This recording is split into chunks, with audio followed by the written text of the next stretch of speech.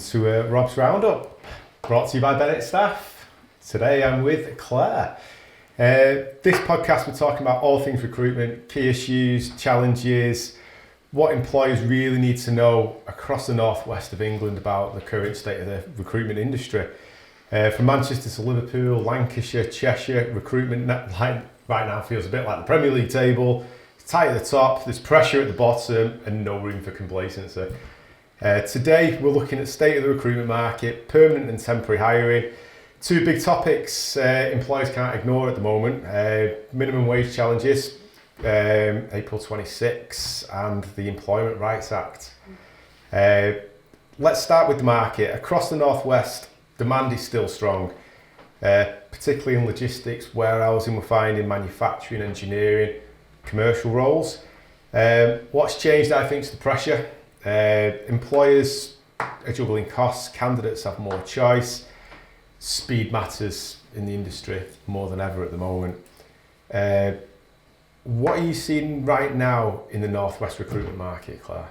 It's very mixed at the moment. I think January set off quite strong. I think some companies are really bit wary about recruiting. Hesitant. Yeah, absolutely. Public sector is really busy across the board. IT is really strong at the minute. Manufacturing, we've done a lot of manufacturing and warehousing in the beginning of the year. Just hope that continues. Yeah. Certainly past the first quarter. It's still looking strong. Yeah. Just hope it carries on. Mm-hmm. Yeah. Okay. So at the moment, are employers struggling with temp staff or permanent hiring, do we think? I think a lot of companies are struggling with the skill set. I would say more that the candidates aren't coming with the skills that they need, so they're having to put more investment into training. Okay. But obviously that's down to us as a recruitment agency to find the right people. The right talent out there. Yeah. Yeah, so some roles have been pulling in a lot more of a stronger candidate pool than other roles. The more specific roles we've been finding recently are quite limited, so obviously those people out there with the skills a bit unique and difficult to find. Yeah, I mean there's a lot of people looking for work at the moment. Yeah. They're coming from all places, Indeed, our website, socials. We're even networking with like restart programs, etc. There is a lot of people, out of work. Out of work, yeah. It's just trying to find that golden goose sometimes, and I think we've been getting quite good hits on the website as well. So our website's been really strong. Yeah. The other side of things, like the job board advertising, we get a lot of people there, but there is a lot of competition for those roles. We're seeing 40 plus applications on some roles recently, probably the more unskilled ones, but the skilled, the more specific roles, you get a handful of applications. So yeah, some roles certainly more difficult to find. I think we've just got to think broadly as to where we're advertising, keep obviously anything on the socials, the website, obviously Indeed certainly helps as well. Yeah, I think AI is playing a big part as well. Because obviously one thing that we don't do is, put a CV, someone's CV into AI and redo it, because all of them come out the same. You want it to be a true representation of that person's work. Yeah.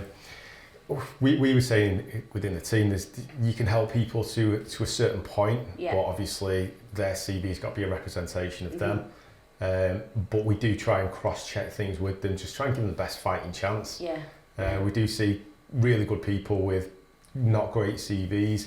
Sometimes just a few pointers can really help them, get a foot in the door. Yeah, absolutely. Yeah. There's nothing worse than going to a client for an interview and your CV's all different and they say, what's in your CV and AI, it's not great. No, not at all. Businesses wise, do you think they're still being cautious, or is everybody still pushing for growth? I think a lot of companies are trying to push for growth, but there's all these, the changes, like you say, the minimum wage, the NI, which had a big effect on all companies last year. But like the Employment Rights Act is big for everybody, but it's being staged in, and even the government are still putting, obstacles in the way. There's nothing actually set in stone that all this will come, within 2027. Yeah, everything's a little bit still up in the air. I think obviously places are cautious. I think what will push people in the right direction is if business continues to grow for them. Yeah.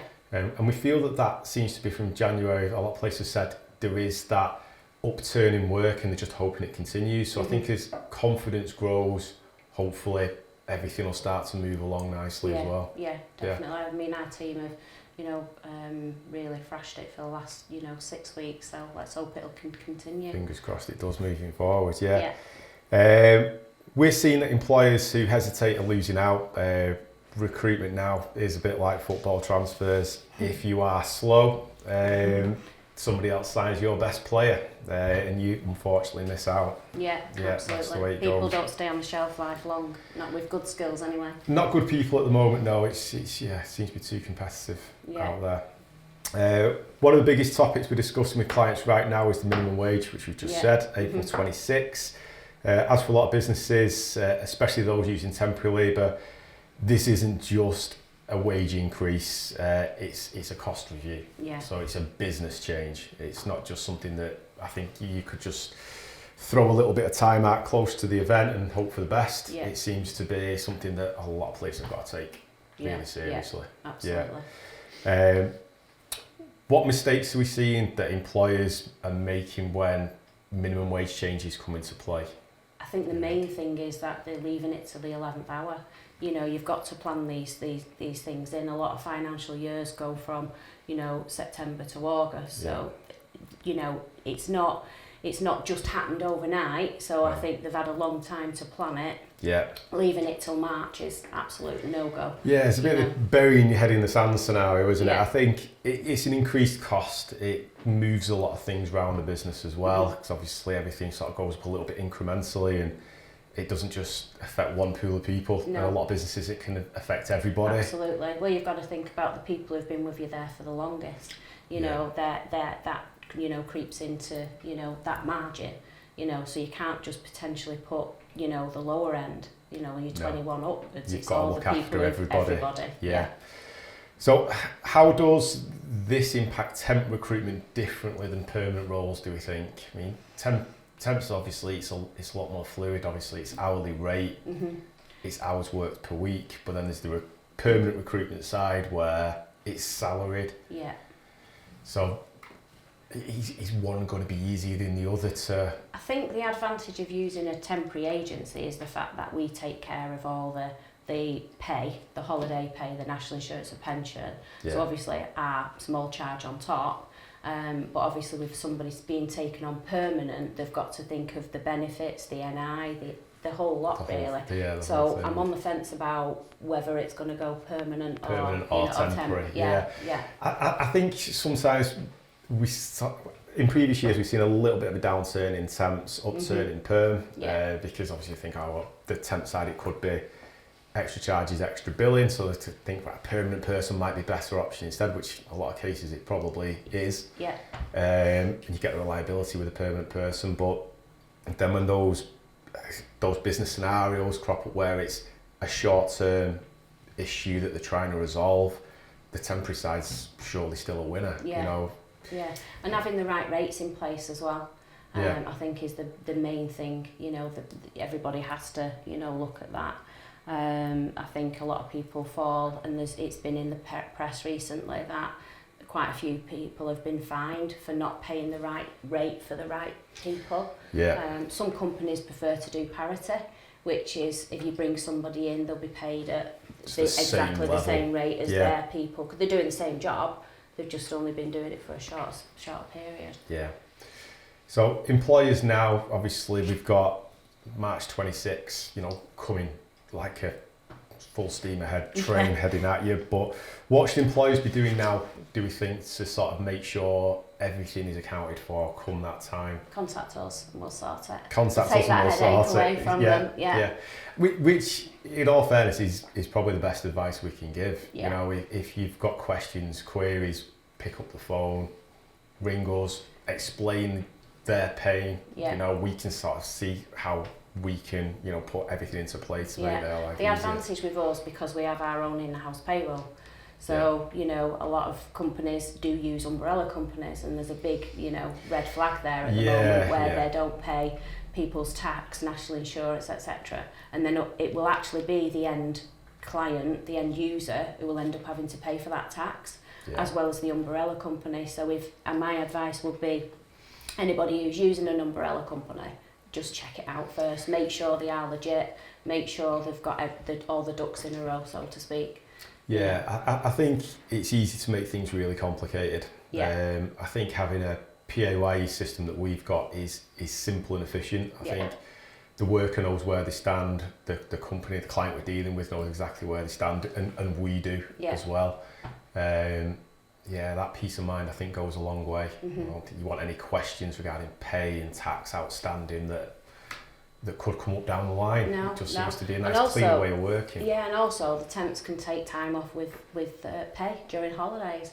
You know, if you work for an umbrella company, not dissing them, but at the end of the day, the temps don't get paid for being on holiday. No, and that's not something we want to obviously be dealing with. We want everybody looked after. You know, we pay us back in different ways. You know, everybody wants to be paid on time and treated fairly. So it seems like the best way of working. I think our way of working moving forward will be that on an ongoing basis. Yeah. So the best employers now are basically planning. Yeah. Like January transfer windows, you've got to plan early. Can't scramble right at the end, but you've got to plan early. So I think that is that's the takeaway from this one, definitely. Yeah. Another huge topic is the Employment Rights Act. There's a lot of noise around it. But what really matters is how it affects day-to-day recruitment, I suppose, because there's a lot of questions around it. So in simple terms, and this is no quick answer, I suppose, is what does the Employment Rights Act mean right now for employers? I think there's been a lot of scaremongering over the last 18 months, if I'm honest. Yeah. You know, everything I read, the government have changed, they'd put this plan in, and it's like certain things haven't come to a head yet. No. The April one, obviously the minimum wage, then you've got the sick pay from day one. Right now, we don't know how that's going to affect temporary workers. But we know if you're a permanent member of staff, if your member of staff goes off sick from day one, they've only just had to have started with you, they can get sick pay. They can get sick pay. So for us, that is a real worry for an agency because, like I say, they could work with us from day one and go off sick. So right now, that is a cliffhanger. We don't know where we're going on that one. I think that's going to be part of where businesses are potentially going to get caught out, because a lot of these things that are being put in are day one rights that early in employment. It's not a case of you've got time, you can deal with it down the line. A lot of these are, we've got to deal with this now.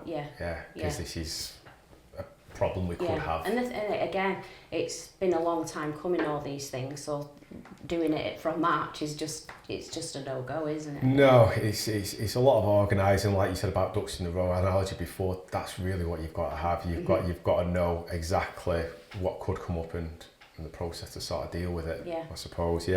Okay, so where we're at right now, how does this affect temporary workers in particular? What can employers do potentially that might help towards? I think companies looking to recruit and they don't know which way to go.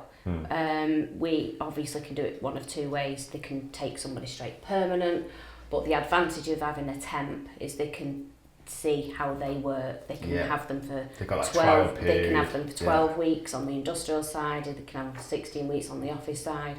They can trial that person, and that works both ways. The candidate can see how they work, because obviously not every person fits in every company. No, and I suppose with a lot of these day one rights, having somebody that comes in temporary first, hopefully fits with the team before they're then taken on, it does take away some of that initial risk and fear of what will this person be like if I took them on straight permanent. Ultimately, we are classed as the employer. But obviously once they go onto their premises, it's up to them to look after them, show them, all the ropes, and then it works both ways at the end of the day. And it's a big, it's an advantage to take a temp on. I think it's a huge advantage. Holiday cover, sickness cover, Yeah, the more we chat about it, the more I think actually when these things do come into play, the temp side might really benefit. I think obviously a lot of people might find a route into work quickly this way. Hopefully permanent recruitment stays strong. But I think from an employer's point of view, one thing we can certainly promote is that whole try before you buy. gives the worker a good chance to have a look at the company, companies have a good chance to see if it's the right fit. Yeah. And then moving forward, it just sounds like a good plan, I think, for both parties. Yeah, that'd be really good. What would be one thing employers should stop doing immediately? Panic. Yeah. And I think that's what some companies do. I think there's loads of stuff in the news that I would get yourself signed up to HR who can give you some advice, get your processes in place, get your policies in place, get your contracts done. Yeah. You know, sit down with your staff and tell them There's so much help out there, isn't there, as well, like you're saying about the HR, and it's one thing we leverage quite a lot just to make sure we're, you know, on the right path with everything. Takes the guesswork out of it, doesn't it, I suppose, and that sort of fear of am I right, am I wrong, sort of diminishes a little bit. So and even like you say, the HR side of it, if we don't know the answer, we can come back to clients, no problem, and we'll find the answers for them and we'll guide them as best we can. That's it. The thing is, everybody's learning, and you don't know till you know. No. With a lot of scenarios, especially with anything new, legislation, new bits and pieces coming in. There's no daft questions. We know between ourselves, sometimes we sit down and we think we actually don't know the answer to that, so we've got to find the answer, and when you do, then obviously you're more the wiser, aren't you? Yeah.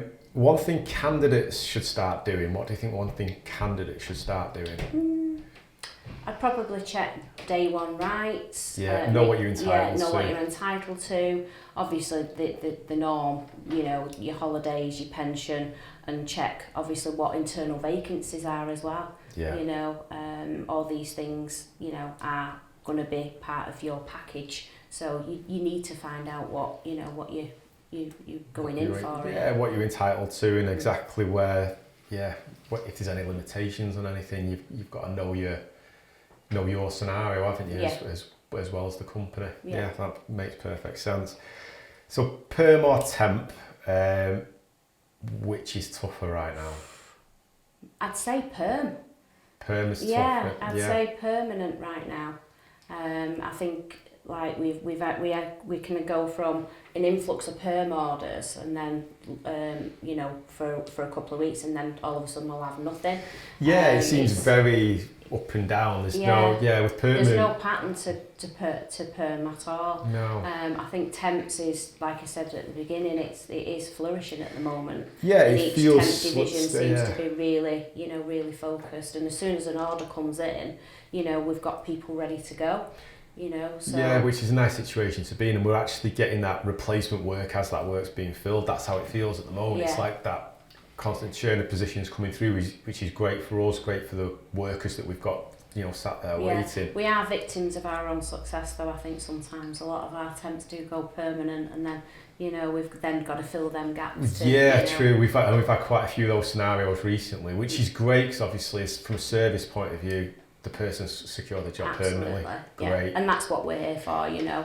It's a challenge that every day is different, and we're here to, you know, change lives for these workers and get them into jobs at the end of the day. Yeah, and the positions that we're putting them into, I mean, what I've seen on our retention rates when we've analysed that, and, you know, people, if they're coming back to us, you know, the retention rate seems really good. When we've analysed that, we get very few people returning after a short space of time. So usually that temp to perm side, when people have gone permanent, the likelihood of that sticking long term is really good.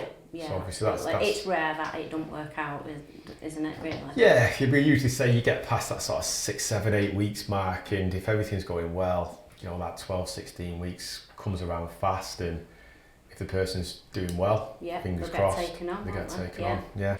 Okay, so in terms of compliance, which is a big thing at the moment, no longer optional? No, definitely not. No. I mean, compliance is a big thing for everybody. It's like I said before, getting your processes, getting that legislation right, getting, you know, HR advice, ringing us if we don't know the answers, then like I said, we'll find out. But yeah, there's no skirting around it. No shortcuts on compliance. No, definitely not. No.